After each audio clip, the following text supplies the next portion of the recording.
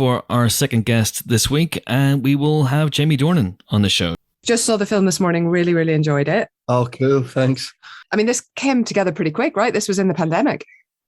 It's actually crazy now when I think about how quickly it came, because also doing a load of press with Ken, I don't think it was revealed to me how quickly he wrote it too. You know, he was like, we shot it in August, I think is when we started shooting it. This is, during the first lockdown, when the world, before any news of a vaccination or anything, nobody knew what was going on.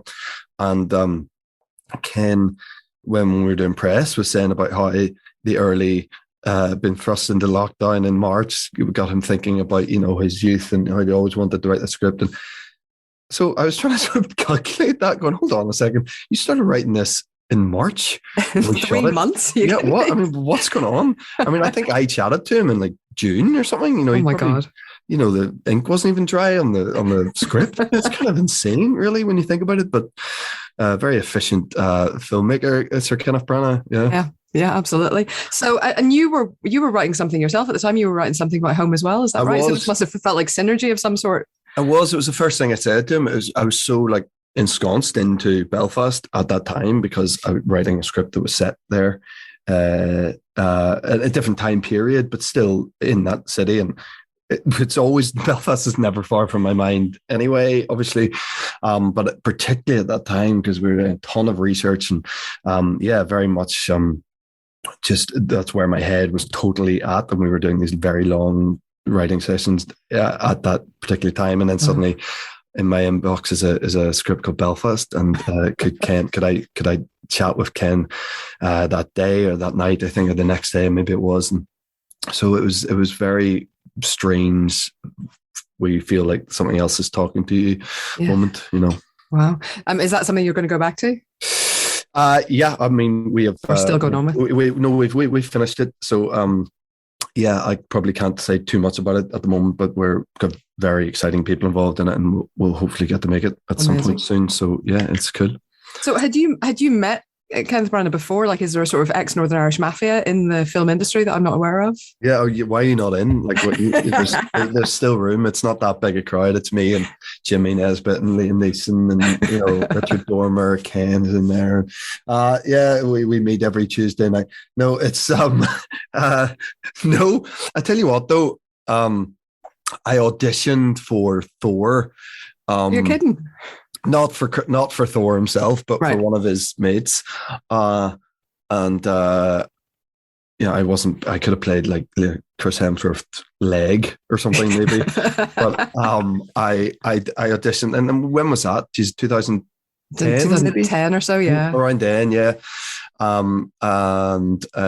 So I remember when it was a woman called Randy Hiller, who's now head of casting at Disney, who I saw a couple of weeks ago. Who's amazing, such a great woman. And she was the casting director on it. And I remember her saying when she told Ken, like, I didn't have any career to speak of at the time. I did as a model or whatever, but not as an actor yet, really. I'd done a couple of things, but nothing really that had got me noticed, really. And so he was, when she said, "Oh, this guy he's from Belfast and he's going to be auditioning," and they wanted me to do it in my own accent and everything. And I remember her getting feedback that Ken was excited to see the audition because he'd enjoy the accent. And I remember thinking, "Oh, that's good. Maybe that'll give me a little step up." But I talked to Ken; he doesn't even remember ever seeing the tape. So there we go. Anyway, we got there in the end. It worked out exactly. It worked out in the end. So this is obviously such a personal film for him, but from what you've said about it already and sort of in past interviews, it sounds like he wasn't micromanaging your performance. He wasn't like, "No, my dad wouldn't do that, therefore you can't do that." It was very kind of involving people rather than sort of prescribing stuff for you. Yeah, exactly. That's a great way of putting it. And it was the opposite of pigeonholing us, or the opposite of backing us into a corner that maybe didn't totally feel right for what we planned to do with it. I'm sort of speaking on behalf of Katrina here too, because it was kind of like everything was its own unit. There was a greater family unit that was very important, but then it felt like, Judy and Kieran were their own sort of unit, and then Katrina and I, and then the boys were their own, separate entities. And it was that And as a result of that, bearing in mind we're playing as parent, I've played characters before where I did a movie called My Dinner Hervé, where Sasser Gervaisi, I'm pretty much playing him, like a different version of him, but it's based on life events that happened to him. And there was a very unique pressure that came with that. Yeah. I played Paul Conroy in A Private War, where Paul was on set for the entire time. He ended up being our stills photographer. Wow. So again, I felt this different kind of pressure because Paul was there, sat on the monitors watching me be him and sound like him and everything. So I recognize what that fear is and that responsibility is. And I didn't feel any of that on Belfast. It was really freeing that he, for some ungodly reason, trusted me to portray, one of the most important people in his life, and bring what I wanted to. It's not like, of course, we talked about what kind of a man his dad was, and a lot of that was on the page anyway, and you're seeing these decisions he's having to make and sacrifices he's making for his family. And but he definitely let me do my own thing with it, and would obviously keep an eye on if it wasn't the right thing. We're talking a big level here. We're talking about Kenneth Branagh in a big movie, and he obviously just early on trusted that what my plans for it fell in line with his. So as a result, I just felt total freedom. I've never felt freedom like that in a set in my life. That's amazing. And it's not, it's a very affectionate portrayal of a character, but it's not it's not a kind of hagiographic. It's not like he had no flaws and he was a perfect guy. He feels human. Jesus, yeah, far from it. Yeah, exactly. He does feel human. And I feel that you get a real sense of the reality of that time and the circumstances that these people were put into who didn't ask for it and who were suddenly faced with these immense challenges and seismic change in their community, and then having to be forced to make these decisions to just keep your family safe above everything else, and I think a part of it, Ken has said during press that it's maybe the last time he really recognized who he was and knew who he was when he was 9 years old in Belfast. That's a big statement, so it resonates so much with Ken to this day. Obviously, I mean, he's made this movie about it, but I know how much it still carries through him that he's from there and from home and what that means to him. So that's 50 years on. So you imagine his father, only a little bit younger than, in his early 40s then, having to make that decision, and whereas dad's only ever lived in that community, to tear his family away from it. Yeah. But for the right reasons, but I think he captures it really well, and you really understand the sort of the human side of those of being in those situations.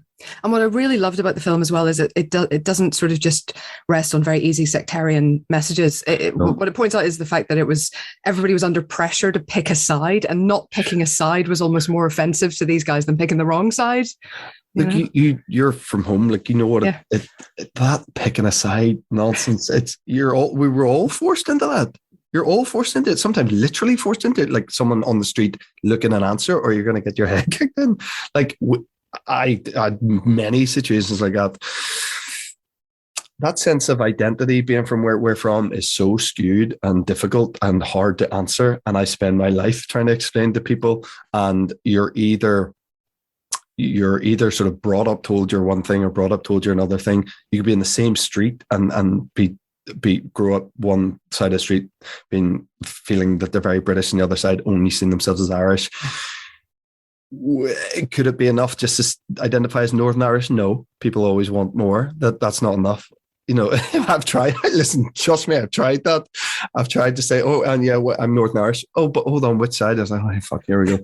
Okay, I've got to pick something here. But look, I was growing up being told I was Irish, and I've always stuck to that. And that's what I was given. That's what I'm told. What is fascinating about the movie and the way that's done is that, like, seeing it through the eyes of a 9-year-old who hasn't had the the life experience and all the reasoning for side picking or whatever it is, the innocence of that and being thrust into this and having no understanding of why there'd be violence against someone purely because they go to a different church. And it's just, it really highlights,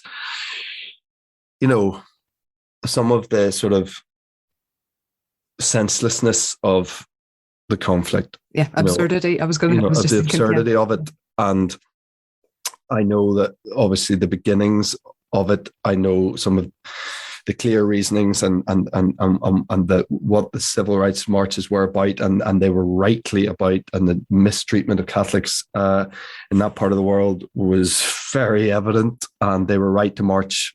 But then what it became, and particularly during the 30 years when it became real tit for tat stuff, and that's the stuff that for me is the hardest pill to swallow about the conflict, is when it became that. It became literally like, we kill one of yours, you kill one of ours, like that whole side of it. And so sort of seeing the sort of origins of that through the eyes of a child, I think is really interesting. You get a very different sense of it than seen through how Jim Sheridan portrayed it or whoever's gone before. It's very unique, I think. Yeah, absolutely. Seeing the trucks roll in for the first time is a very different thing. I mean, yourself, you're about the same age as me, I think. So we kind of grew up with just armored trucks going down the road, people carrying automatic weapons. That was just background noise, Totally. But I've never shied away from how middle class my upbringing was. Like I will say that. Like I grew up in Hollywood, a really lovely part of Hollywood, but I went to school in Belfast, but a very nice school in Belfast, in South Belfast, and Bottom Malone Road.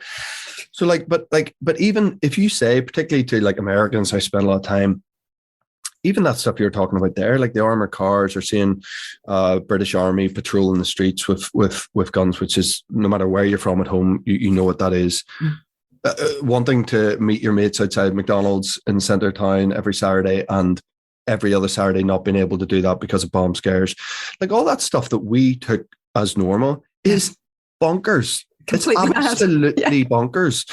And even thinking now back to like, my dad was an obstetrician at the Royal, so he delivered over 6,000 babies from predominantly from all over Belfast, but most of those 6,000 are from working class areas in West Belfast and North Belfast, from both sides of the community. There's times where, because based on a difficult pregnancy that so and so was having, and they had connections to this or whatever, I remember like checking for fucking bombs underneath Dad's car, and that by the way, that was a daily routine for so many people at home, for anyone who worked in law, and now and again it would filter into other vocations. That in itself, I remember doing it with Dad, and I'm talking from the most privileged of backgrounds from home. So it's so hard to quantify it and to understand it, how mad it was and how affecting it was growing up in a conflict society and a post-conflict society that it is now and will always remain.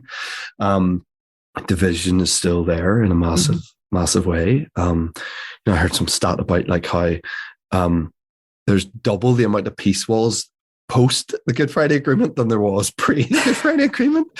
I mean, what is that? And we're sitting here going, oh no, it's all class now, everyone gets along. It's not. It's not at all. And the biggest oversight is this is all becoming something very different. But why this schooling isn't integrated education is, it's so much of it would be fixed if it wasn't 3 or 4% of schools are integrated. What is that? How is that? How have we got there in this day and age? It's shocking. I could have a very long conversation with you about that, but we just we won't do so right now.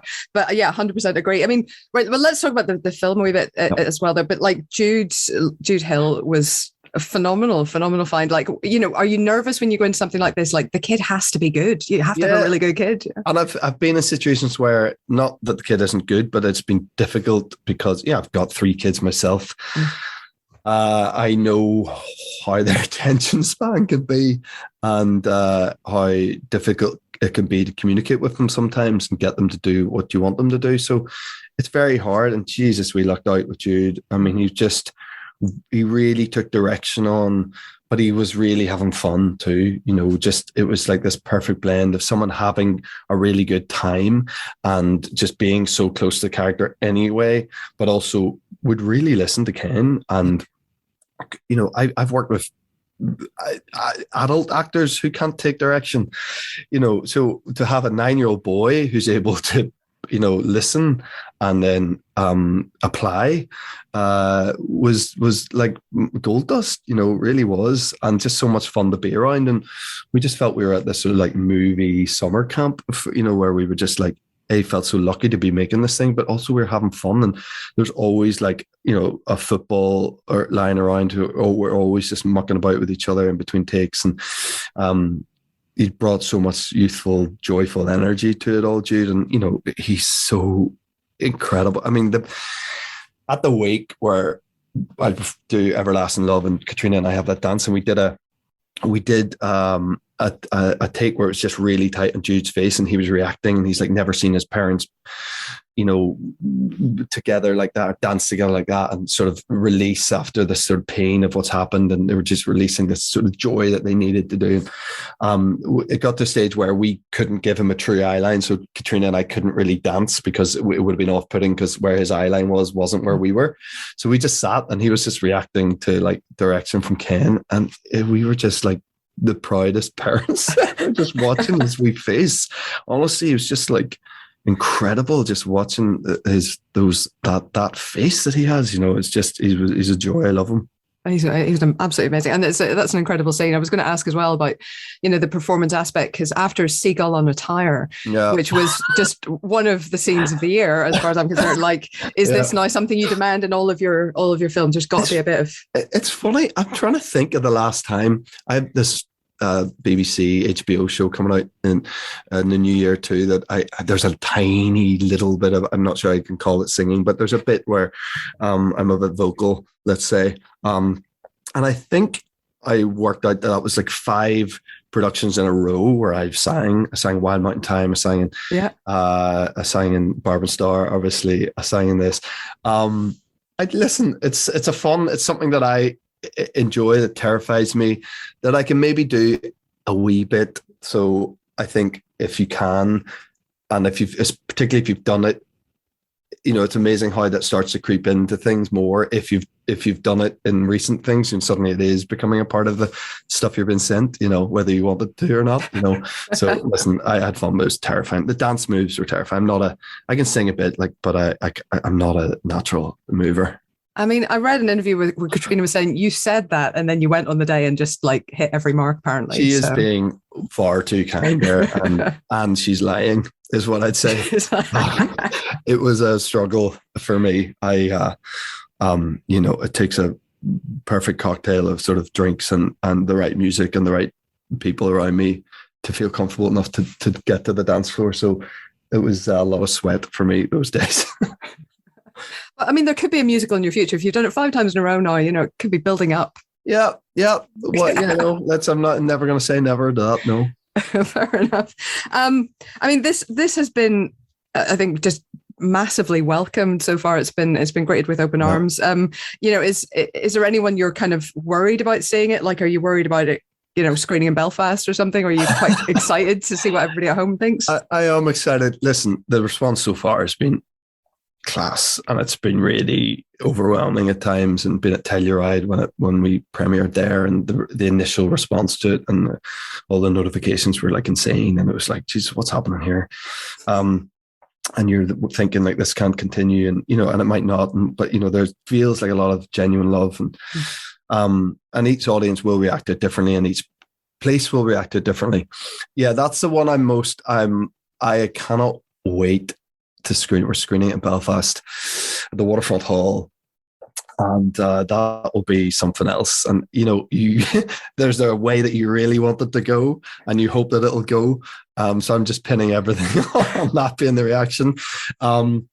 But it's a big thing. It's a big thing for people at home to have a movie with the likes of Ken involved, and focus features and the whole everything around it, about that place. It doesn't happen to everywhere, and hopefully it's embraced. And I think maybe there's some sort of in jokes that are very colloquial to home, that may not have totally landed with other audiences. That, Jesus, if they're going to land anywhere, it's got to be Belfast. So we're hoping for that outcome. Yeah. So even just saying Samson and Goliath at the beginning of the film, I was like, I know, and it doesn't take much, does it? I mean, that is, we need to see those fellas, and then we're like, oh yeah, we're home.